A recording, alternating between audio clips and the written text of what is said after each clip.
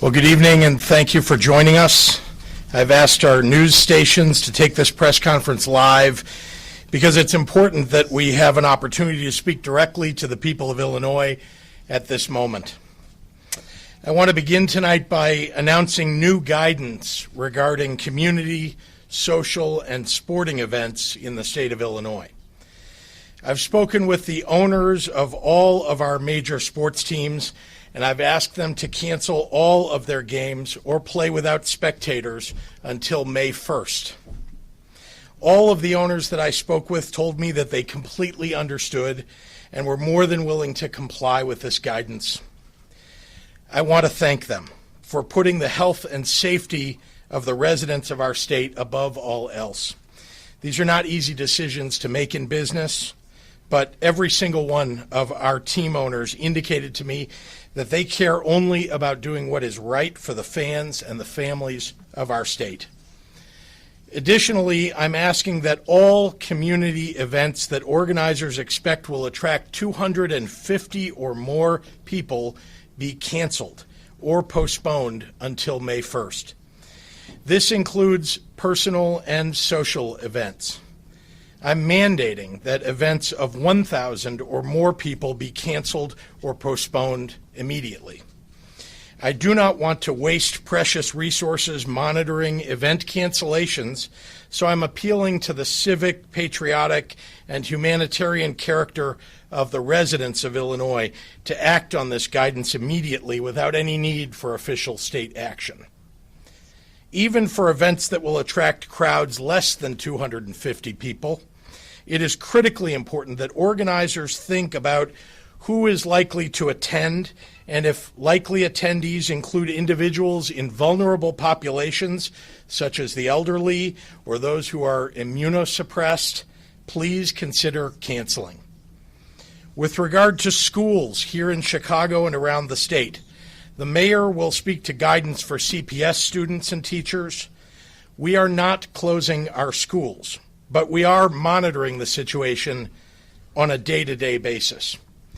The Illinois State Board of Education is working with school districts around the state to make sure that they are following guidance and policies. I recognize that every school district is a little bit different, and I encourage school administrators and faculty to make responsible decisions guided by recommendations from the CDC, from IDPH, and from our state governor's office. I know that elected officials, school boards, and school administrators are all making decisions with an eye toward protecting the children that are part of their communities, many of whom receive essential services from the schools that they attend. We are strongly discouraging large school assemblies and sporting events with any more than 250 spectators. I am also announcing tonight that I am closing the James R. Thompson Center to people who do not have business with the state effective Monday. The JRTC houses many employees who perform essential functions for the state, and I need to take this extraordinary measure to make sure that they can continue to do their jobs during this challenging time. Additionally, we are working with all of our state agencies to provide guidance on telework options. I want to stress that, though, that many services the state provides are essential to the residents that live here, and where we can, we are going to make sure that we continue to provide those services. My governor's office is going to remain open and running. We know how important it is that Illinoisans be able to rely on the governor's office to answer calls, to troubleshoot problems, to share information and guidance, and continue to work with our healthcare providers and partners around the state to provide assistance and resources where needed. We will not let you down in these challenging times. I am asking that every private business that is able to have employees work remotely, and fortunately many can, consider making the decision to do so immediately. Those businesses that cannot easily have employees work remotely need to think through plans to promote social distancing at work. I also want to make clear that The election will proceed forward on Tuesday.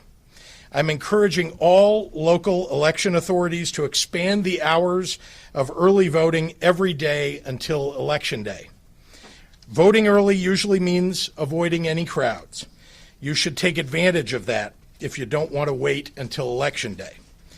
If you would like to vote by mail but have not applied for a ballot, you can fill out and submit a ballot application in person at their clerk's office or early voting location, even after the online deadline today.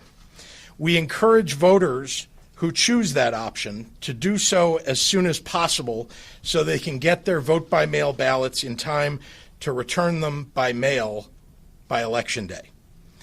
We are also very mindful of Illinois residents who live in nursing homes. Nursing homes throughout the state have been taking necessary precautions to keep their residents and staff safe. In addition, election authorities have been working to move polling places in nursing homes to other locations. To ensure that our nursing home residents are able to exercise their right to vote on Tuesday, my office strongly urges all local election authorities to exercise their authority to personally deliver vote-by-mail ballot applications to nursing home residents who have not yet voted, so that they may have the opportunity to cast a vote on Election Day or by Election Day. For those of you who plan to vote on Election Day, please know that local clerks and boards of election are working diligently to ensure that polls operate smoothly and safely. The Illinois Department of Public Health issued a guidance specifically for polling places to make sure that election judges, volunteers, and voters are healthy and safe. Free and open elections are the structural support of our democracy. One of the most important duties that I have as governor is to do everything in my power to make sure elections proceed forward as planned. The guidance I'm issuing today is for the entire state of Illinois. I know that some people will ask whether these measures are necessary in counties and cities that have seen very few or no positive coronavirus cases. We have seen what works and what doesn't work from other countries around the world, especially in the earliest days of community spread of this virus. Don't be fooled into thinking that your community is immune. It is not. I'm not going to hesitate to take the most aggressive measures possible to protect the people of our state. Finally, I want to make an appeal directly to the press and to our public and our private institutions around the state. Please, please, do not report on, act on unconfirmed reports that may be grinding the rumor mill. The work involved in issuing clear and direct guidelines on a day-to-day basis, when new information comes in literally by the minute, is time-consuming and requires consultation with many stakeholders and partners. We are committed to getting it right every step of the way. We established these daily briefings so that the press and the public could get clear and reliable information directly from us. I wish I could tell you that going about your everyday lives with no adjustments was the best course of action right now. It is not, and I owe you honesty. We need to reduce social contact in order to try and control the spread of the virus and prevent our medical infrastructure from dealing with too many cases at one time. We all have responsibilities to the most vulnerable among us, and that means making sacrifices in the immediate term. We also have responsibilities to the healthcare workers and first responders who rush into danger for us every day. If we can do something to make their jobs easier, we owe it to them to do it. I know that for so many people, these sacrifices are difficult. I know that people's lives and livelihoods are going to be affected in the coming weeks. This state has an incredible group of civic-minded communities and leaders. I am asking all of you to find a way to ask your neighbors and your friends and your family to help. I'm appealing to your creativity and your generosity and the deep empathy that runs through every corner of this state. Find a way to be a helper. It's easy to be overwhelmed by all the news coming at you right now, but the people of this state are an audacious and fearless bunch. Our public institutions are among the best in the country.